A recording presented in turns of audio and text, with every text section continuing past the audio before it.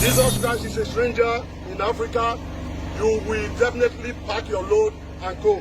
Okay, guys, welcome back to this channel. There are things that I see and I just laugh about it. There are things that I see, I mean, it only looks and sounds funny to me. When I saw this video of bishops, I don't know whether they are Catholic bishops or Anglican bishops, tearing the Bible and burning the Bible, saying that Jesus Christ should leave Nigeria and go back to where he came from or wherever he came from. First of all, it's funny, and secondly, I kind of think it's a kind of scripted thing. It's a scripted video that it isn't real, like as in real. But if it's actually real, then let's react to it, because personally it doesn't make any sense. And I've listened to a lot of comments about this. I mean, some people believe that it's because it's the end times. Some people believe that because it's the strange times. Especially, I don't see it as relating to the end times. I mean, it's people's opinion. People can wake up one day and decide, okay, I believe in this before, but I don't want to believe in it again. I want to try another thing. That's just how I see it. But let's just watch. Jesus Christ is a stranger in Africa. You will definitely pack your load and go. We are telling you today to pack your load and go. Okay, he said that Jesus Christ is a stranger and they are telling him today to pack his loads and go. Okay, Jesus, where are you? Where are your loads? I mean, there are things people say. That's why I say it in the first place, that I kind of think that this was a kind of acted comedy. But if it's real, where did you see Jesus? Where are his luggages that you're telling him to pack and go? Anyways, let's continue.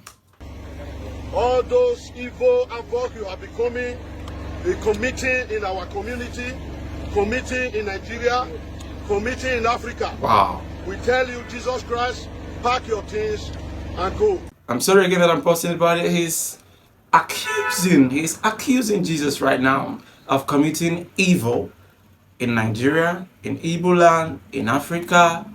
Which evil in the first place is he committing? Because I just don't understand his point of view. But I'm not going to pause this video again to watch the end, then I will say what I want to say. Let's continue. That you and all your followers, all your agents, that you people are fake. Wow. Those fake miracles that you people are doing, stage manage, it is fake. We know it's fake. So if you know you can heal any sickness, okay, Jesus Christ, okay, we are putting this question to you. If you can heal any sickness, if your reverend fathers can heal any sickness, if they can heal any person that is sick, if they can cure any sickness, let them come and meet us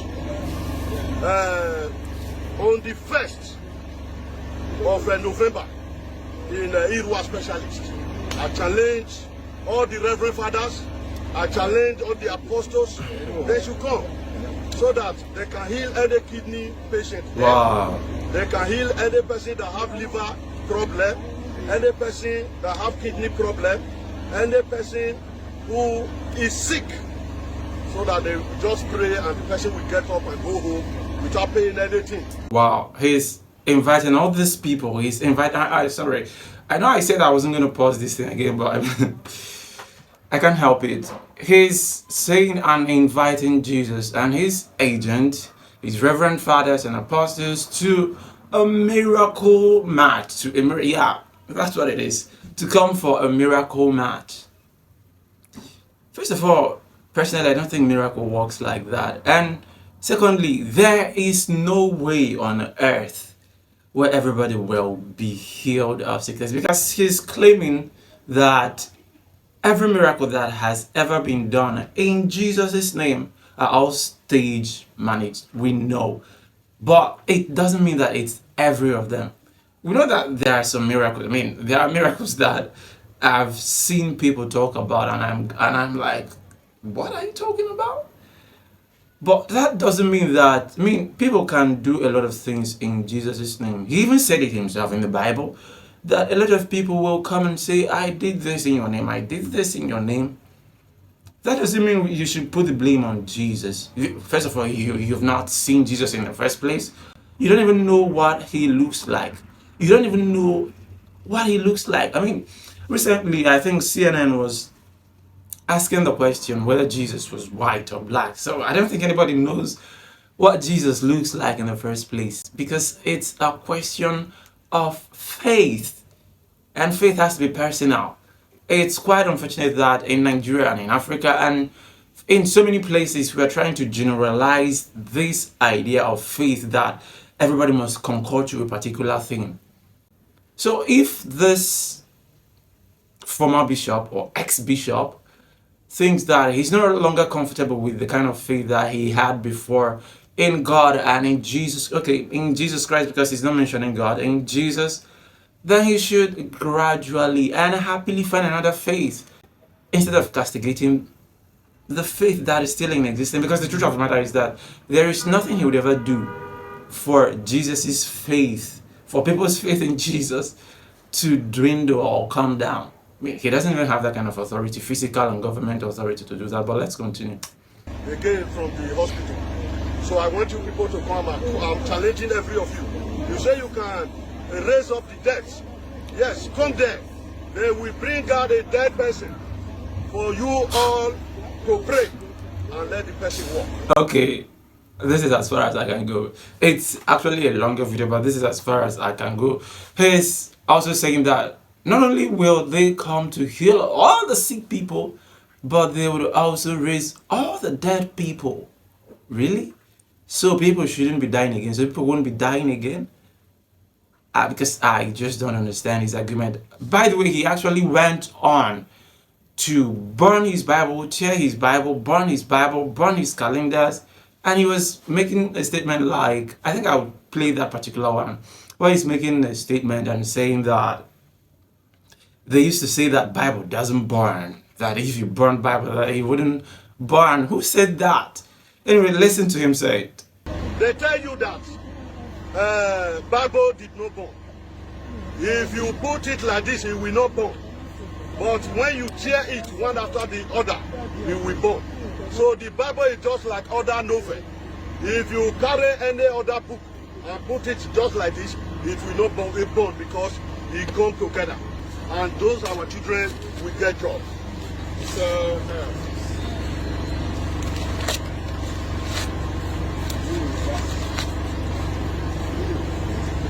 it's body. Yes. They say we know, but it's burning. It's burning. Look at it. It's burning. Well, I think so many people might have been saying that, but come on. We all know that Bible, if you set a Bible on fire, it will burn. If you tear a Bible, it will burn. Someone who was watching this video with me was actually waiting for God to slap the hell out of the man tearing the Bible. But for me, it doesn't really make any sense. I mean, if you give a child, a year-old child, a toddler, a Bible, what do you think the toddler will do to that Bible? Of course, he or she will tear that Bible because for him, it bears no value. It bears no sacredness.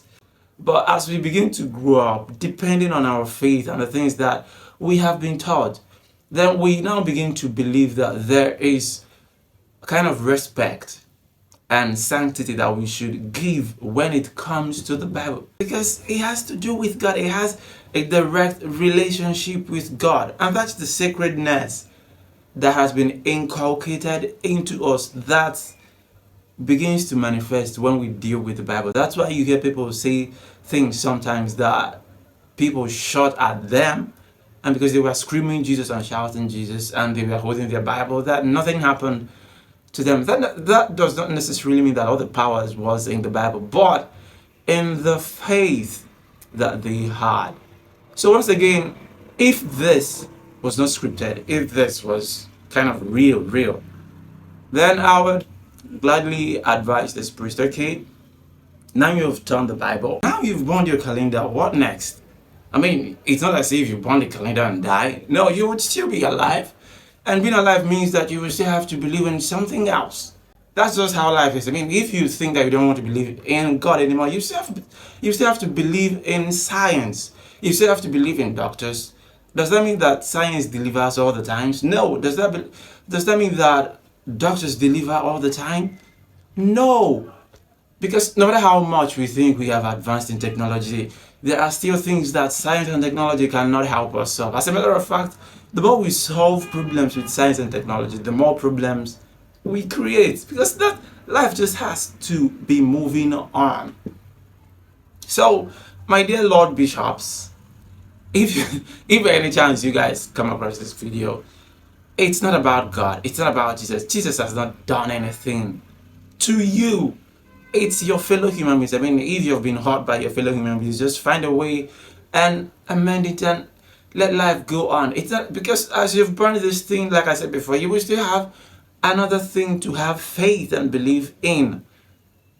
And that particular thing that you're believing in and having faith in would not and would never be delivering all the time. That's just the way life was designed.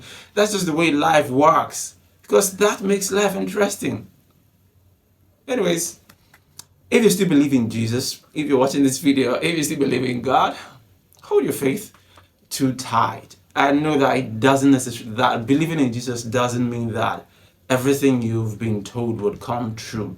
It doesn't mean that every of your problems will be solved. That's not how life was designed to work in the first place. Thank you for watching.